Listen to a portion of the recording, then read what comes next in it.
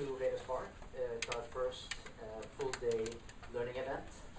Today we're focusing on gamification.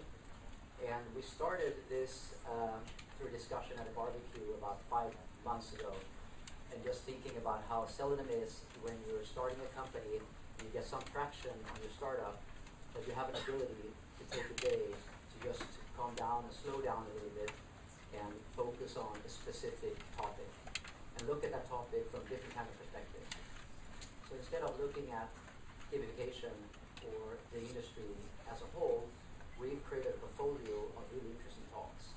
Everything from the big picture talks that we are doing this morning with Michael Wu, for example, that's going to take you on an interesting ride through what gamification is, until the breakout sessions that we're looking at this afternoon, where we'll look at gamification from the perspective of marketing, product design, crowdsourcing, and also monetization. Just a little bit short about myself. My name is Per Hawkinson. I am originally a Viking, but I relocated here about 10 years ago. I worked with the internet for about 15, 16, or actually 17 years this year, with 4 or 5 different startups. One that you might have heard of, Yahoo, back in the 90s. That's how I moved to the Valley, and I just stayed here. And today I'm involved as a startup advisor for a couple of different startups. And I like to start new projects, and that's why I'm so passionate about VatorSpark. I think it's a great opportunity to create a platform for people to connect and spark new ideas, innovative ideas. Today we are going to start out with Michael Wu's talk. But first I'd like to mention a couple of more practicalities. First I'd like to start with introducing you to Michelle, if she's here. If she's not, she'll come around. She's been very critical to this event, and she's responsible for all the logistics. We have Kristen in the back, who's also part of the logistics and the VatorSpark team. We have Elevate, who's taking care of all the AV. We have Kona Jerry's, who's taking care of the catering. And we also have Bambi Francisco, who you'll see with her newborn walking around here, which is really fantastic. She can be part of this, being the founder of Vator TV. I would like to introduce you to Andre Marquis, who is heading up this space that we are at today, the Berkeley Skydeck, who is the executive director of the Investor Center of Entrepreneurship. But first, I would like to encourage you guys to share the conversations and share the insights that you have in the day via Twitter. The hashtag is VatorSpark, and we created a Twitter fold here that a lot of people are already engaged in, and you obviously know how it works. And you can also tweet at Vator TV, which is Vator's Twitter ID. And it becomes very interesting, very interactive experience, and we can get people that are outside this room to engage in conversations about gamification. All right, welcome. I'm looking forward to a very interesting day. I'm looking forward to connecting with a lot of you guys. And here's Andre. Welcome. Thank you. Hi. So I run the Entrepreneurship Center at the Business School. So welcome to this space. This is our new Skydeck space. It just opened in October. It's a joint effort between the Haas School of Business, the College of Engineering, and the Vice Chancellor of Research, assisted by the City of Berkeley and Lawrence Berkeley National Labs. So we're excited to have kind of a playground up here on the top floor of the highest building in Berkeley for inspiring a more entrepreneurial culture at UC Berkeley and for launching some pretty cool startups. So back on the other side where it says authorized personnel only, we have 12 startup companies with a wide range of things, everything from medical devices to indexing in the cloud, iPhone apps. We have some energy companies as well, all students and alums working together and forming an entrepreneurial community.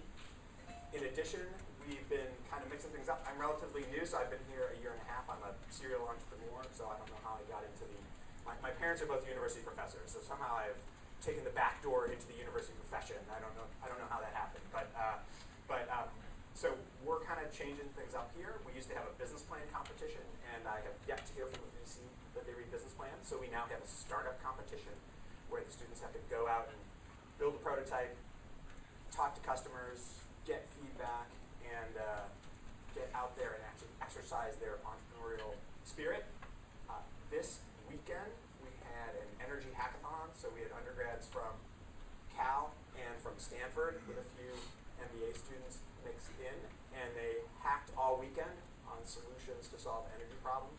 The winning entry was a bunch of students built a natural language processor hooked up to Facebook, so you could actually interact with your house on Facebook by posting to the wall, and it would post back to you, and you could check for updates all in real time. And they were actually turning on lights and setting the thermostat and all that kind of stuff on a house in London through an API. It's pretty exciting. So welcome to the space. I actually have an ask. I always tell the students, you know, you're an entrepreneur, you've got some people who know about something, you're standing up in front of them, ask what you need.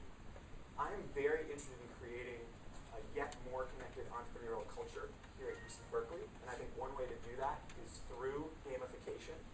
So if you have a gamification platform and some expertise, and you think you might want to have some UC Berkeley computer science students and business students learn gamification through your platform and kind of build a community where people can earn badges for doing different activities at Berkeley, whether it be in energy or healthcare or shipping iPhone apps or things like that, and figure out the community. I'd love to talk to you. It's an idea I had, and I think we can make it real. So thank you very much for coming. Welcome to the space, and have a great day.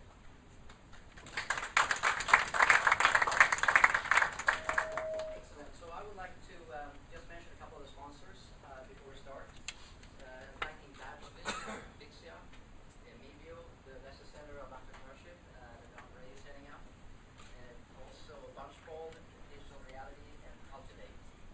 And in addition to this, there's a couple of updates to the program. There's unfortunately, do you hear me? Or I need to turn it off. Let's see. There we go. Excellent. Thank you. There's a couple of updates to the program, and the Nathan Lamb from Gamify, Nathan Gunn from Social Game Universe, Janiv Bensado from Fixia, and Robbie Mohan from Shasta is unfortunately not coming due to family matters and fairly serious ones. So they send their regards, wish they were here, but we just have to reconnect with them via Twitter and meet them in future events. So with no further ado, I would like to introduce Michael Wu. He's a chief scientist at Lithium. Michael, go ahead. Welcome. I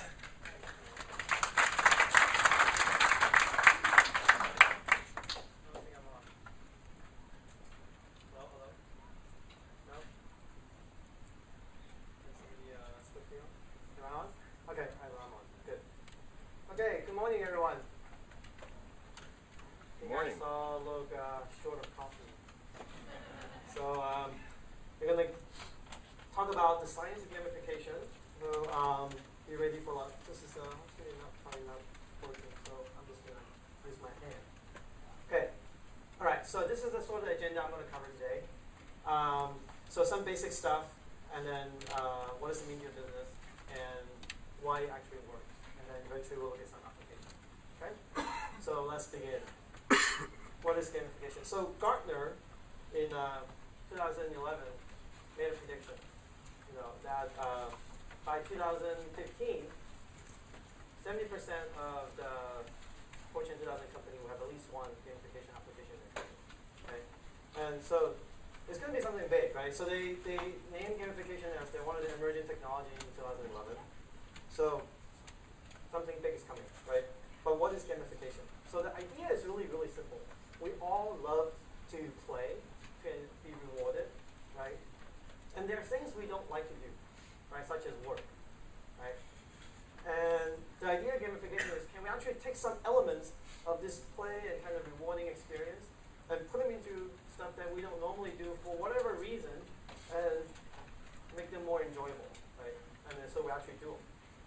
And then, so this is the definition, right? To use a game attribute to drive game-like player behavior in a non-game context predictably, right? So there's several terms in this definition that I want to clarify a little bit.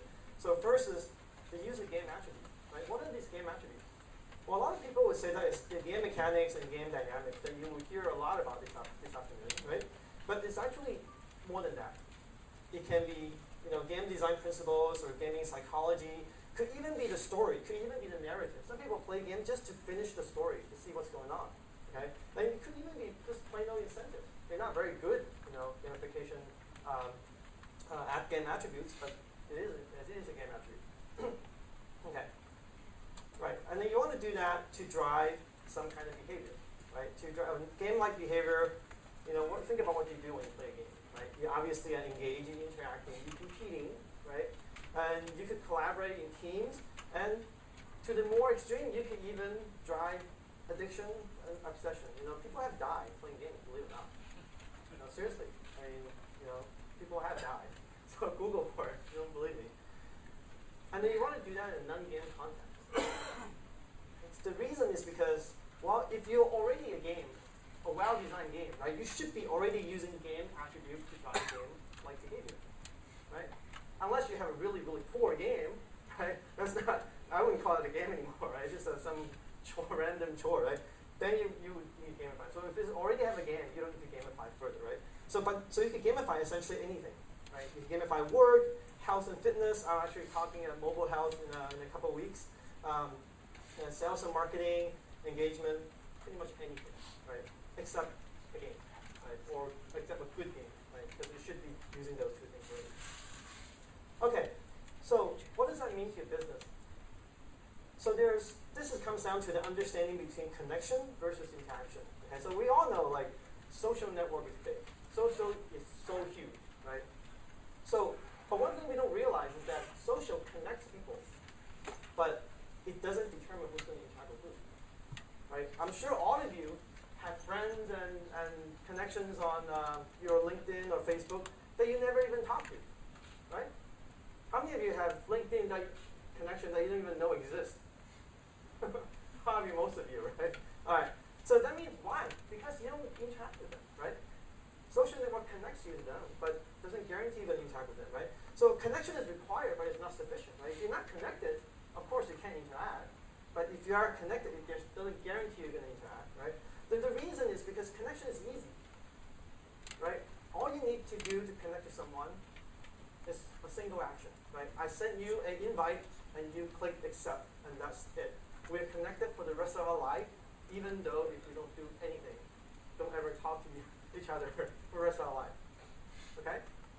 One action. However, interaction is actually much harder, right? You have to continuously keep up that interaction in order to maintain that interaction. Otherwise, your interaction can't. Simple as that, right? All right. Now, the potential value of a connection is actually very huge, right? That's why Facebook gets such good valuation. So don't underestimate the value of connection, right? But how do you realize those potential values? The key to you realizing those values, there's many mechanisms for realizing those values. I'm going to talk about two right here. Okay? Just briefly mention them. Each one of these is actually another hour talk, each one of them, so I'm not going to have time to go into too deep with them. So the first mechanism is through influence. And that's by connecting to other fans and customers or consumers, right? By connecting to them, you can actually potentially influence their behavior through word of mouth, okay? And of course, the company or the brand will gain through customer acquisition and accelerated adoption. So these are two mechanisms that were identified through a study with professors from Store Management School and Wharton. Like I said, this is another hour talk, so we can talk about that if you're interested afterwards. Okay, so another mechanism is through loyalty, right? So this is by connecting to a brand. Okay, people connecting to a brand. So when you like something from a brand, you become a fan on their Facebook, right? So that's a connection to a brand, right? All right, so when you connect it to a brand, what does that allow you to do? It allows the brand to build stronger and deeper customer relationship. And obviously the brand will gain through persistent consumption of their service and product, right? So that's obviously one mechanism. So how the brands could gain value from that, right? Now, there's a caveat in each one of these mechanisms, right? Without interaction, there's no way to spread word of mouth, right? I can't influence you if I don't ever talk to you, right? And moreover, you can't build any relationship without interaction. Anybody dating here? Okay, so we're probably too old for that, but remember the time when you are dating, try to build a relationship without interacting. Trust me, it's not going to work. It's just not going to work. Okay, you can tell your kids that. All right. So the latent value of a connection is the potential to interact, right? But when people actually do interact, they realize those values, right? So if a fan, okay, remember a fan is a connection to a brand, right? If they don't actually interact with the brand or with other people, then they don't realize those values, right? So I don't want you to get the wrong impression that connections are not valuable. They are definitely valuable. It's just that interactions create much greater value.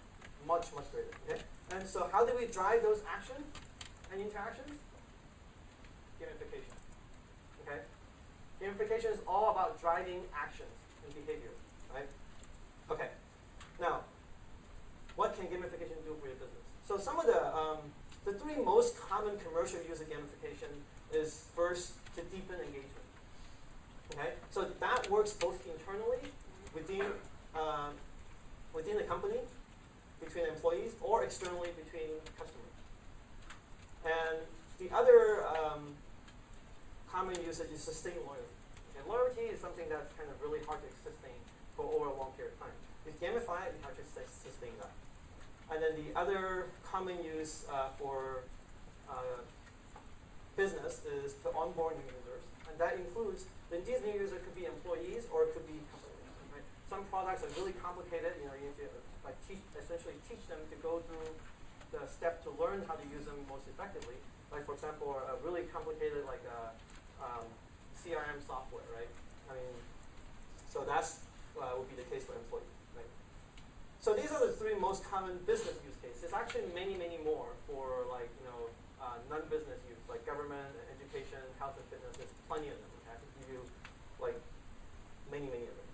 All right. So you can say, so what? So what? Right? At the end of the day, so what? Right? Everybody's always saying, so what? So, well, Best Buy has successfully, essentially, they are the deepen engagement, right? Externally, they actually deepen the engagement and allow their customer to collaborate with each other, help each other to answer questions. Okay, and they save $5 million. $5 million value. Dollar. Okay. All right. That's so what, right? Sephora, another use case, okay? Again, deepens external customer engagement, drives sales, okay? So we see that kind of bright over there. Maybe we could shut those blinds a little bit afterwards. So anyway, so average customer spends like a certain amount, and then it turns out that the people who are engaged in a gamified community, they spend about 2.5 times more. Okay? And there's also these people who are really passionate about the brand, and they engage in the community so deeply due to this gamification, they actually spend 10 times more. And a lot of this is due to loyalty. They actually have a loyalty program attached to that. We can actually track that. So that's actually a proven ROI there. Okay. So that's so what. If you don't care about this, you could go home. Right. If you care about this, then you should stay. Right. All right. So why does it actually work? Why does gamification actually work? Okay, so if you ask some of the gamification practitioners out there, what is the magic about gamification? Why is it able to turn something that people normally don't like to do into something desirable? Most of them will tell you that it's probably because of these game mechanics and game dynamics. And there are literally hundreds of them, okay? And game designers are creating them new ones every single day. That's their job. Their job is to create new game mechanics. So don't bother remembering this list. I'm going to give you a behavioral model to understand them. Okay? So, as a scientist, I have to say, well, what is it about these game mechanics and game dynamics that is able to drive behavior? Well, to understand that, we just have to go one step deeper, right? And ask the question, what drives behavior, period? What drives human behavior? If we understand that, we can understand those game mechanics. Okay, so to understand that, I'm going to introduce the Fogg's behavior model. So Professor Fogg at Stanford is a friend of mine. So he proposed this model. He basically says that underlying every single human behavior, there's three factors. Okay, there's motivation, there's ability, and there's trigger. And motivation just means the person wants to do it. There's something that he wants to do. Okay? Ability means he's able to do it. He can do it. And trigger means he's told to do it. is asked to take the action.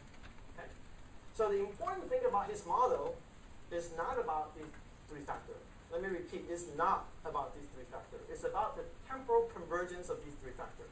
It means that these three things have to happen at the same time in order to drive behavior predictably. If you don't have these things happen at the same time, it may still drive behavior, but it's not going to be very predictable. Okay? Not reliably predictable. Okay? So all the gamification, game mechanics that you see before, all they're trying to do is basically drive the user up to the upper right-hand corner of this behavior ability plane, and then you trigger them. Okay? And there's actually many, many ways to drive people up to the upper right-hand corner. These are called behavior trajectories. And if you, for example, if you already have the ability but you're not motivated, you go this way. Right? If you are motivated but don't have the ability, then you have to go that way. Right? It turns out that in most of the gamification application, people kind of go this way. Okay? People almost have all the ability, but usually it's the problem of motivation. But it does, some ability does matter. Okay? It does matter. Okay. All right, and there's also an activation threshold. You have to drive people above this activation threshold and trigger them. Right? If you trigger them too early, you're not going to have enough motivational ability for them to take action. Okay? All right. So let's go through each one of those factors, or the motivation, ability, and trigger, and take a look at it. Okay? And so first, let's take a look at what motivates people. First factor, motivation. Okay? So Abraham Maslow, I'm sure all of you have seen this model, right? The hierarchy of needs. What drives people to, what motivates people is because of need. That's what he said. Okay? And he called this lower four levels of needs essentially deficiency needs. And essentially, these are the lower level of physical and safety are kind of food, water, security, money, and money actually gives people a sense of safety. That's why why people gamble, right? And after that, you go into the sense of belonging. Right? What does that mean? That's what essentially all the social cohesion, most of the community dynamics are in this level. Okay? What's esteem? Esteem is really just status, achievement, rank, reputation, right? And all of those are really just game mechanics. Right? Psychologists call them this, game designer call them something else, that's all it is. It's actually nothing new. Okay? And you can say that, well, food and water? Sure. The reason that they're not good incentive for us today is because we have them, we're satisfied, we're in a modern society, right? Imagine the time when we were cavemen and hunting down lions and bears, right? We compete and play games for, shelter and safety and water and food resources, right? So this is very kind of primal, to human, pretty much human beings. So what is self-actualization then? Well, if you look at Maslow's literature a little bit deeper, he calls this being needs or meta needs.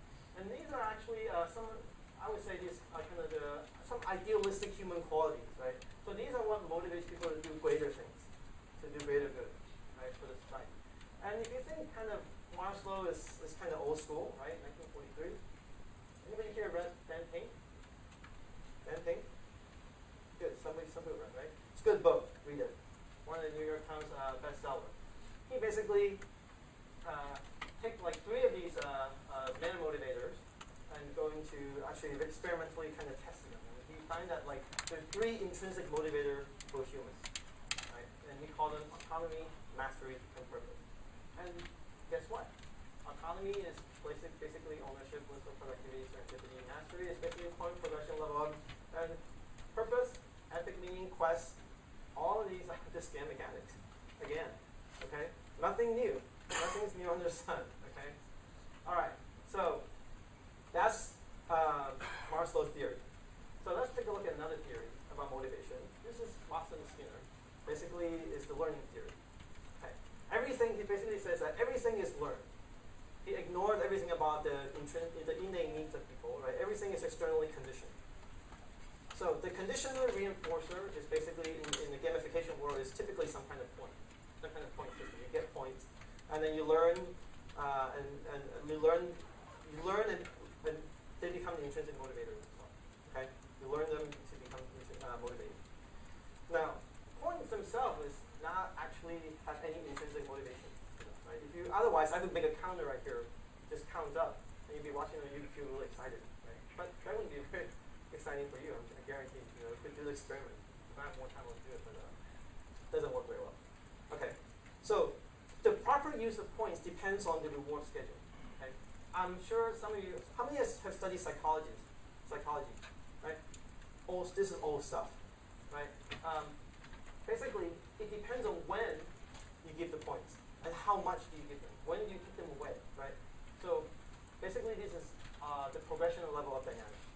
So there's actually different types of behavior that you can drive by using different kinds of reward schedules, right? So I'm sure I'm not going to go through them too deeply, right? So except maybe the last one. So the variable ratio one is the one that maintains behavior. This is actually what leads to gamification, right? So variable ratio just means that like, you know you're going to get some reward, but I'm not going to tell you when. I'm not going to tell you how much, okay? Because you don't know, and you don't want to miss anything, so you tend to do it like, over and over again because you don't want to miss anything. Right? So that kind of leads into this anticipatory behavior that people want to keep doing it. So it's actually what led to a lot of the game addictions. Okay? Gambling, all that is because of this variable ratio, right? If it's fixed interval, right, then I know that, okay, every 5 minutes I'm going to get a reward, then I just wait until the 5 minutes to do something, right? But if I don't know when I'm going to get it, then I just keep doing it, right? Because I don't know. Maybe it's the next second, maybe it's the next 10 minutes. I don't know, right? Just keep doing it. So, okay. Understand the difference there? Okay. All right. So the third theory of motivation is Csikszentmihalyi's flow. Okay. So I actually get to meet this great psychologist in USC a few years ago, and he corrected me and just the right way to pronounce his name, Mihai Csikszentmihalyi. All right. So anybody know the psychology of flow here? Okay, some of you. All right. Okay. So flow is an optimal state of intrinsic motivation. Okay. It's the feeling when you're really, really good at what you're doing, and then you're so immersed in it that you forget about time, you forget about hunger, you forget about yourself, you forget about tired, you forget about the entire world. You're just so immersed in what you do. Anybody have those feelings? Here? I'm sure some of you at some time have those feelings, right? So that feels great, right? Doesn't that feel great? All of you, I mean, those who experience it love to get back to those states. However, it's not very easy to get in the state, and we'll see why. So Csikszentmihalyi also characterized the condition doesn't necessarily go in the state, and that basically the skill had to match the challenge. Right? That means the challenge that you face had to be approximately equal to the skill that you have. Right? If it's kind of too challenging, then you go in this anxious and worried state. You can't do it. Right? If it's kind of too easy, you get to this kind of boredom state. Right? That's why people don't normally go to flow. Things are either too difficult or too easy. Right? It's very hard to have a task that's just matched for your skill. All right. So flow is really this kind of fine line between certainty and uncertainty. Right? So people like to be in control. Right? All of us like to be in control. But when we have too much control, what happens? You get stuck. You're kind of boring. I'm doing the same thing over again. I have perfect control. I'm so good at it. I have perfect control. But then it gets boring. Right? We are a hard species of beasts. Okay? So, right? People like arousal too. Right? They like to be challenged a little bit, but if it's too challenging, then people get frustrated. How come I can't do it? Right? So, we're really hard to please. Okay?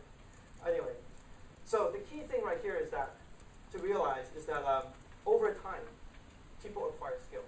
Right? So even if you are in the flow state right now, over time you move into the boredom state because you get better at what you're doing. Right? So the obvious thing to do is pick another task. Pick another task that's more challenging, so you move you back into flow. Simple, right? But in reality, it's actually very hard to pick a task that's just right, with the right difficulty to move you back into flow. Right? It's typically more of the same thing, so it's still kind of easy. Or if it's your boss kind of assign you a task, it's probably more difficult, right? So you did a good job. So next task you have to do that. Okay. So if it's like this, just a little bit harder, it's fine, right? Just you have to acquire a little bit more skill to move it back into the flow. But typically, when we did a good job, when our supervisor comes and say, hey, next time I'm going to give you a project that's 10 times as hard. Okay. So it's something like this, right? Way too hard. So it takes you a long time. You have to learn a lot of skill, a lot of getting used to to in order to get back into that flow state. That's why people don't normally go into flow. Okay? So the key thing here is that in good gamification, we have to have really, really fine control of how difficulty level is, right? So we could control it, so we could move it just the right amount to move people back into that state of flow. Okay? All right. Okay. So there's lots and lots of theory about motivation. So I won't have time to cover them all. Okay. There's like cognitive dissonance, self-determination, self-efficacy. There's plenty of theory. Motivation is a well-studied field in psychology. So, but those three will give you a lot of kind of basic understanding to understand a lot of game mechanics. Okay. All right. So let's move on to the second factor, ability. What is ability? Okay. So first I want to say is ability is not the same as skill. Okay? Not the same. Ability is, so the definition of ability is the measure of your access to the resources that's needed at the time when you need to perform the behavior.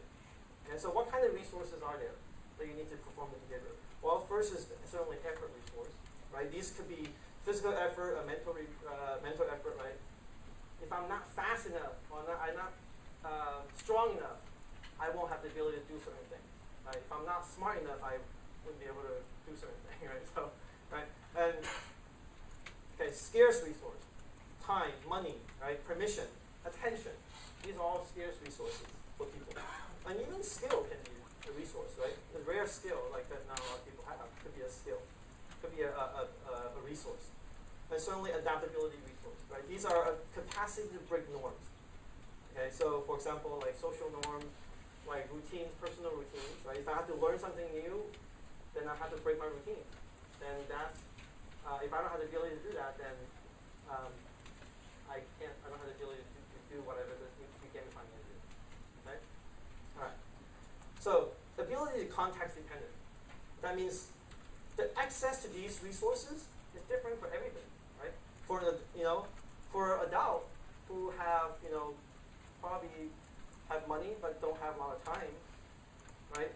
Then something like figuring out something that takes a lot of time, a new game, maybe really we may not have the ability to do that because we don't have the time resource, right? For young kids who have lots and lots of time, right, but don't have money, they have the ability to figure out something, how to play a game, but they may not have the time to, the ability to buy a game, right?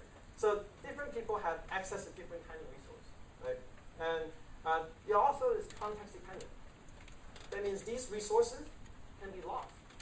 Okay? So the example that I want to give you is that, okay, so skill here, okay? Who here know how to tweet? Everybody know how to tweet, right? You type 140 characters, push a button, you tweet it, right? Everybody have the skill to tweet, but I don't have the ability to tweet right now. Why? Because I have lost my access to time, right? And the attention to type and speak at the same time, right? And I also don't have the capacity to break the social norm of tweeting and speaking at the same time. I don't want to, people say that about me. So I don't have those abilities. So I've lost those abilities right now, right? I have lost access to these resources, which is needed for me to tweet right now. So I don't have the ability to do it. Okay? Does that make sense now? Okay. Now, after I finish the talk, then I could regain my ability, right? The context has changed. I regain my ability, I regain my time and attention and all that stuff, then I can tweet. Then I have the ability to tweet then. I don't have the ability to tweet right now, right?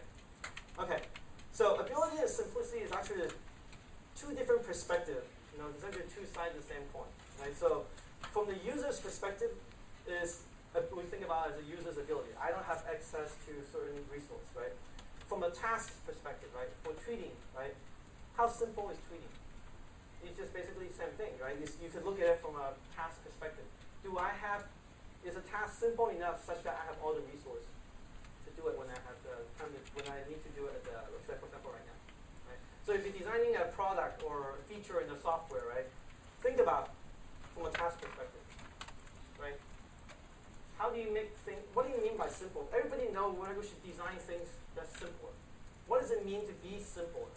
Okay, simple means that you give them all the resources that's needed when the user is trying to do the task. Okay, so that's something that product designers should start thinking about. Okay. So remember, so I said that most of the gamification application, the behavioral trajectory looks something like this, right? So basically there's just two ways, right, to move a person up to the upper right hand corner, right? You could do it the hard way, basically to increase his real ability, basically to motivate him to train and practice so he can actually gain real ability, right? He actually gain his ability so he can actually move to the right, right? Or you could do it the easy way, right, to make the task perceive simpler. Make the task appear simpler so you actually, so in terms of, so if you could change this axis to simplicity. So the greater the simplicity, the more people actually want to do things. Okay? Alright. So simplicity basically empowers users. It endows people with greater ability. That's what internet did to us. I mean, so that's also what social media did to us. Right? It used to be so hard to publish, to create a video. But now we are provided with the resource to create video, and publish both. Right? So that's what we do. Okay. So perceive ability or perceive simplicity basically just means that you expect it to be harder. Right? It requires you less resources to complete them. That's all it is. And there's actually a lot of game mechanics that's designed to make you, to give you this perceived simplicity, or perceived ability, right? Dividing context, cascading information theory. Basically, all those are game mechanics you can look up, and then if you see them, think about this ability. All they're trying to do is make you feel the task is simpler.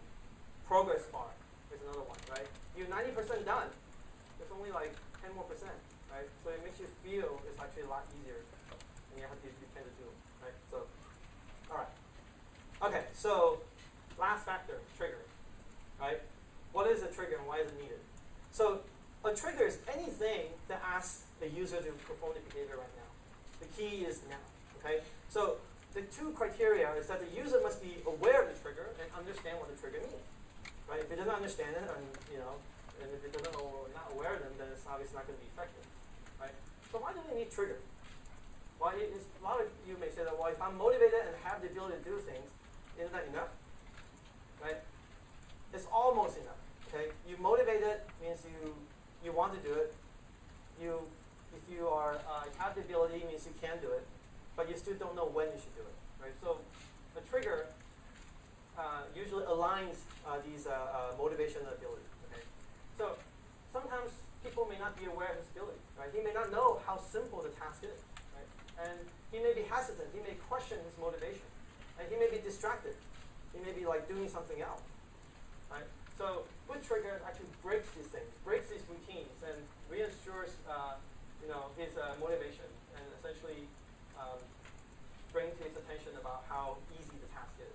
All the resources available. Right? Now, trigger is all about timing. Right? There's a lot of bad triggers out there. For example, spam mails and pop-up apps. They are triggers because why? Because we are aware of them, right? We certainly know what they mean. They want us to click something, right? But why are they bad triggers? Because they arrive at a time that we don't have the motivation or don't have the ability, right? We don't want it, right? Luxury travel to Cancun, not interested. I don't want it, right? Like stuff random ads about furniture. I don't have time. I don't have ability. Right? They arrive at a time that I'm either not motivated or don't have the ability to do it. Right? So a good trigger is carefully timed such that they're activated when the user has the motivation and the ability. Right? That's the trick about how to use a trigger. Now, trigger depends on the behavioral trajectory too. Right? So remember, if you have the ability, you move up this way. Right? So this is typically what we call a spark trigger. Because you typically kind of move along the same direction as the motivation. It's typically built into the motivation mechanism. And we'll actually see an example. We'll actually show you an example of that later on at the end. Now, if you are motivated but don't have the ability, then you use something called a facilitator trigger. So these kind of triggers typically highlight the simplicity of the task, right? So they're often used with essentially the progress bar dynamic, right? So it creates this kind of anticipation that to improve towards the goal that you set. Now, what if you have the ability and are motivated? Then all you should do is just remind them, right? You should not make this task any simpler, because it actually gets boring after a while, right? And if you're trying to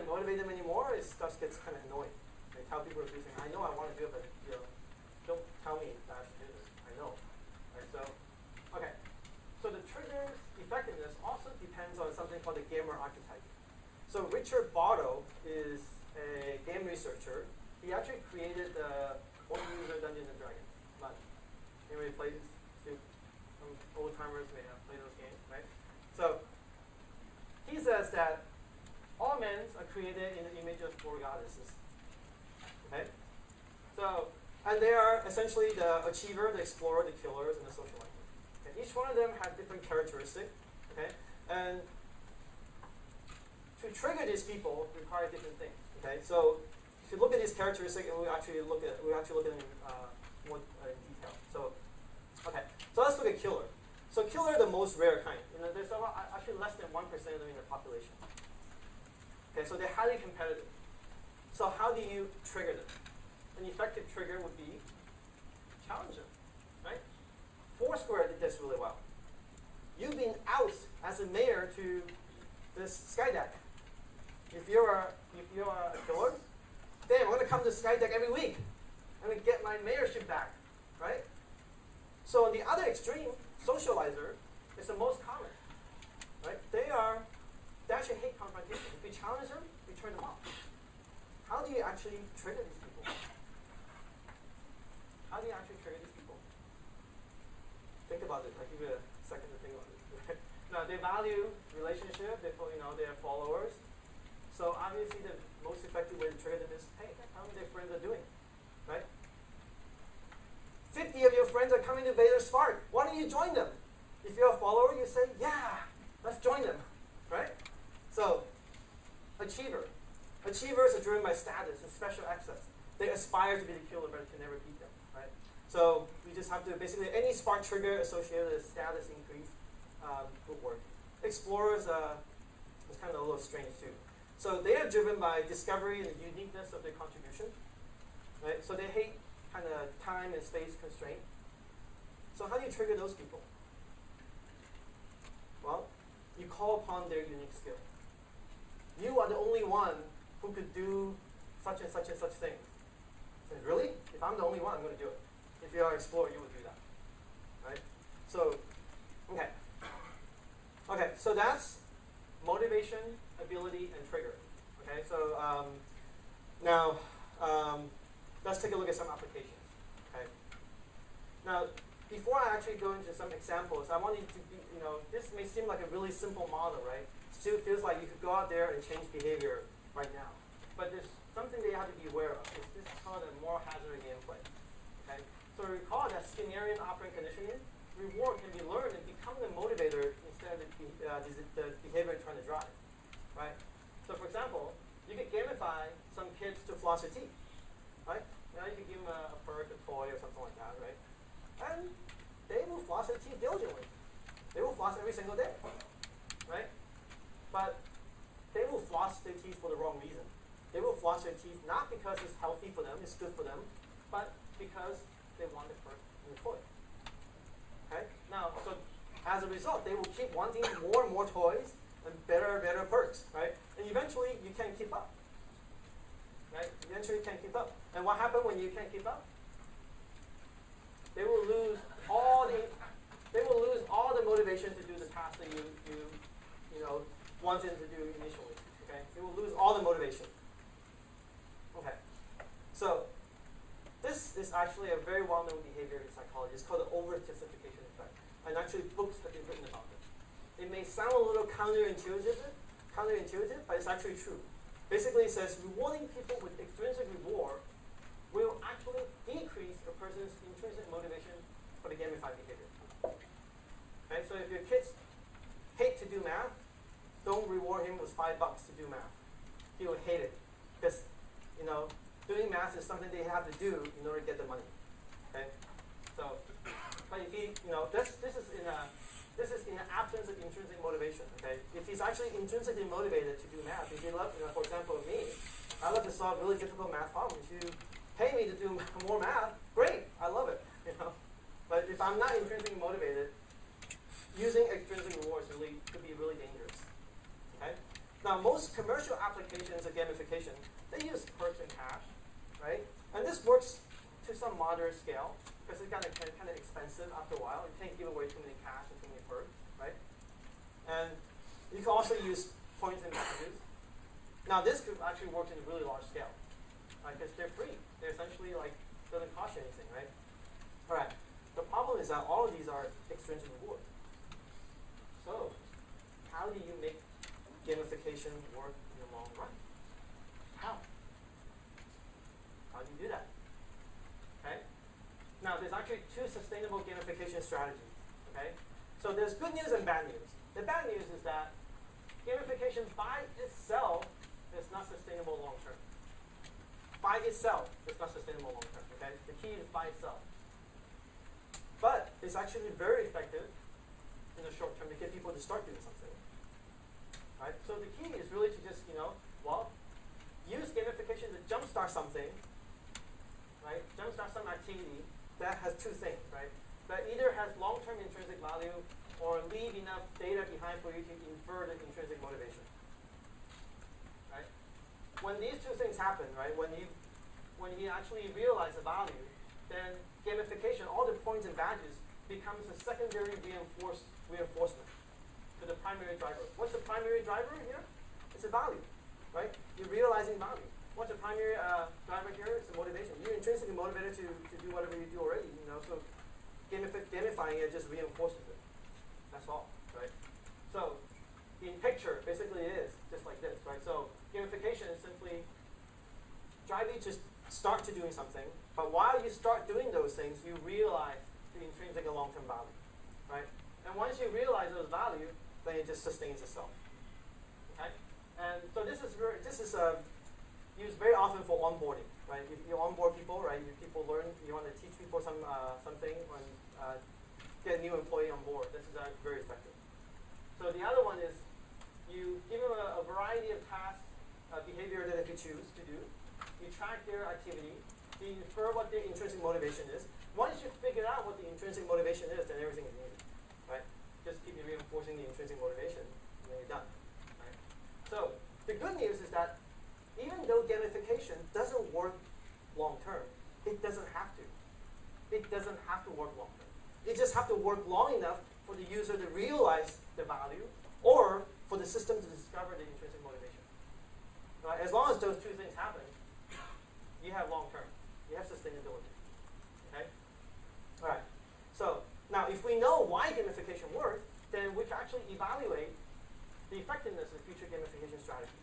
Right? So one example that I want to give you is the speed camera lottery. So speed camera lottery is a really clever gamification strategy. It's like any ordinary speed camera. It takes a snapshot of the speeders, and they give them a citation, and it collects the money. The money goes into the pot. But it also takes pictures of the good drivers who drive under the speed limit. Okay? And those who are driving under the speed limit, they could enter into a lottery to win the pot that they collected from the speeders. Isn't that clever? Okay? So, what's the desired behavior? The behavior that you're trying to drive is obey the speed limit, right? So, is there a motivation? Yes. Win lottery, right? Does a player has ability to slow down? Sure. They're driving, right? They're driving the car, right? So, is there a trigger? Yeah, certainly. I saw the sign right here, right? So this is an example of what I call a spark trigger, right? Because people definitely have the ability, but normally it's not motivated, right? So it depends on that behavioral trajectory, right? So it's a spark trigger. Okay, that's why the trigger and the motivation is pretty much the same thing in this case, right? All right. So that's the last thing is that is there a temporal convergence of these three factors? Probably yes, right? They're driving, they saw the sign, and they have the ability to slow down. There's a trigger, and there's motivation, there's ability. So it's actually a very good gamification. And they actually have tested this in, and then they find out like the speed before they implemented this is actually 32, and then after they implemented this is actually 25. So it worked really well. Okay. Now, so the other example is I want to talk about is this gamify store check-in with Gap. Okay. So there are Gap's giving away 10,000 pairs of jeans if you check in with Facebook Places. Okay, so what's the motivation here? Motivation is obviously a free gene, right? And what's the ability? Do people have the ability to do this? Well, not everyone actually use Facebook Places, right? So, not very effective, but if the target audience all use Facebook Places, then sure, it's okay, right? All right.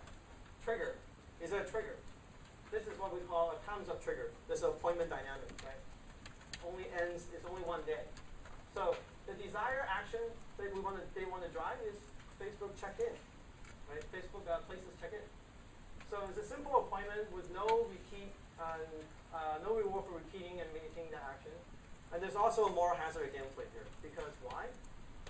The gene's value is too great, right? People want the gene way much more than they want to check in. So as a result, when the 10,000th pair of gene is gone, people start checking in, right? If all they want to do is to get people checking once, then that's good. But I think they want more than that when they initially plan this out. So it's not as kind of what they wanted. So last example, gamification of work. Okay, so in a company, there are some sales executive who fail to assign leads to their sales rep regularly. Okay, so what they want to do, the action, the behavior that they want to drive is to lead assignment. Right? So what they do is that they created, and this is actually very hard to read. They created an iPad and iPhone game for lead assignment. Okay, so essentially it's a golf game. Okay, that essentially uses a tilt sensor on your iPad. When the lead comes in, you have a golf ball, and then you essentially have to tilt it and then roll it into the hole. And the hole are your sales rep. When you roll it into a hole, you assign the lead. Okay, clever. But let's take a look at this if it's a good gamification. Motivation, sure, is fun, right? Salespeople love to play golf. Good motivation. Trigger, yeah, when the lead comes in, bling, play the game, right? All right, now does it actually give you more ability? Probably not, okay? Because this actually reduces ability because why? Because now it becomes less efficient. It used to only take you probably 1 second to assign a lead, right? Now you have to roll this ball into this hole. It may take you 1 minute, to roll the ball in. So why does it reduce your ability? Because it takes more resources now, more time resources, right? So it actually reduces your ability to do them. So obviously there's not even 3 factors, so they can't even be they're not even going to be a convergence of 3 factors, right?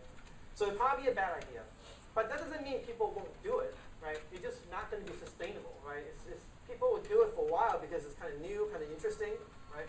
But it won't last long. So the key is don't take gamification too literally, okay? If you take gamification as just applying games on top of existing tasks, you're missing the whole point. Right? So now we can evaluate the effectiveness of gamification. We can also design new gamification to drive a specific action. Right? So obviously, using positive feedback. Right? So in theory, using negative feedback also works in theory, but in practice, that's not the case. In practice, negative feedback tend to cause people to abandon the task completely. People have shown that very robust over and over again. Okay, increases their ability or perceived ability by simplifying the task, simplifying the behavior. How do you simplify the behavior? Provide them with the necessary resource to perform this behavior. That's all, right? And then apply a trigger at the right time, right? So the magic formula of gamification is really to place this proper trigger in the behavior trajectory of a motivated player at the moment when they have the greatest ability, right? Now, gamification is a design process, right? It's iterative. So what happens if it doesn't work? The simplest thing is to go back and check. Are they triggered? Are they aware of the trigger? Right? Do they understand what the trigger means? Those are really simple to check, right? If that checks out, the next thing you do is do they have the resource? If they don't have the resources, then provide them the resources, right? You should only go to the motivation when all those two doesn't work. Because motivation is actually the hardest to drive. Okay? Okay, so the key to successful gamification is really to understand what action you're trying to drive, right? What are you trying to gamify? What is the behavior? Are there any unintended consequences, such as a moral hazard gameplay? Will people cheat the system? Okay? Actually, this is actually a 2-hour workshop. I had to cut it down to 45 minutes, so I see that I'm running out of time. know your target audience, right? Who are you trying to gamify, right? Are they motivated? Do they have the ability, right? Are they triggered properly, right? And finally, the key is to make all this happen is that you need really deep behavioral metric analytics, right? Gamification is actually very data intensive, right? For one thing, if you want to reward players, you need to track what they do, right? A game have to track how many monsters you kill, how many goals you've collected in order to level you up. In like, for example, World of Warcraft, right? To infer users' motivation, right? Intrinsic motivation, you need lots of data. And finally, to see whether the gamification is effective, you need this feedback loop data for design iteration. Okay? So that's what I'm going to leave you today. So some of this is written in a recent book that I published with Lithium, and you could get more articles I've written on gamification with this QR code here. So I'm done.